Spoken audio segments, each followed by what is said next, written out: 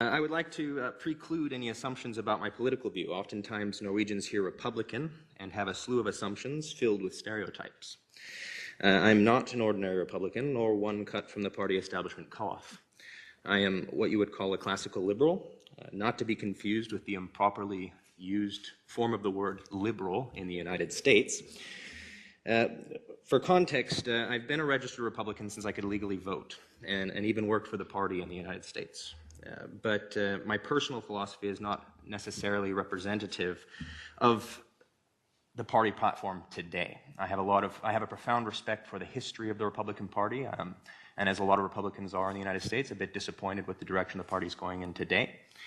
And in even more context, to give you more of my personal philosophy, as Nina also mentioned, my party affiliation, my Norwegian party affiliation is Liberalistene. My philosophy, I stand more for individual rights. I support the idea of laissez-faire, free market capitalism, as little government intervention involvement, not only in the lives of individuals, but in the business of companies and the transactions between voluntarily consenting people.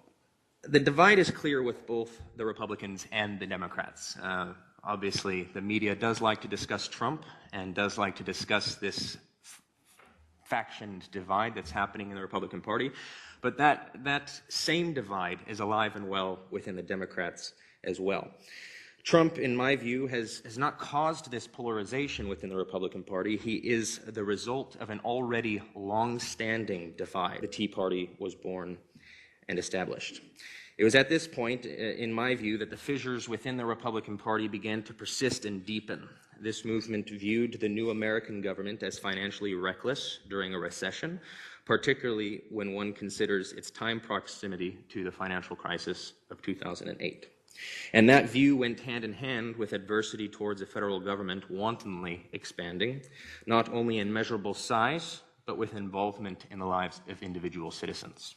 The ambassador mentioned how our structures in the United States with regards to the Constitution and how we are structured to operate in a more conservative fashion to keep it very difficult for the government to pass through any legislation or to put through any new laws so quickly. And obviously we may disagree on the efficacy of this, but that was put in place for a reason. One Norwegian word I often use, particularly with Liberalistene, is this constitution was designed this way to avoid a flertallsdiktatur.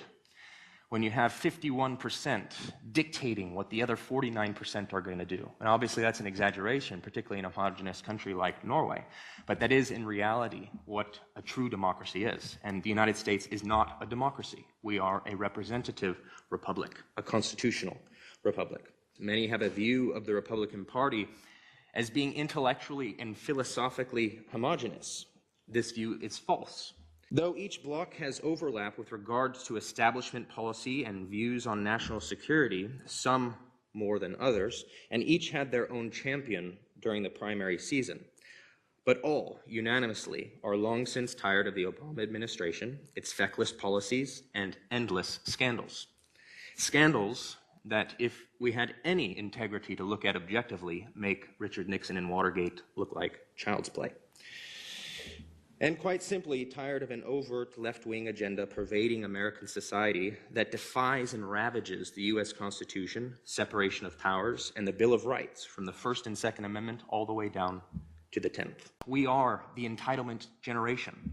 We believe that we are entitled to everything and it has to be free simply because we have an average body temperature and a pulse.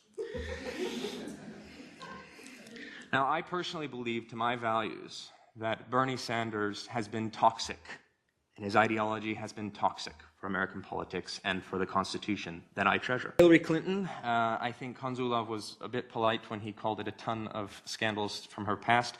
She still has quite a few scandals, including open FBI investigations.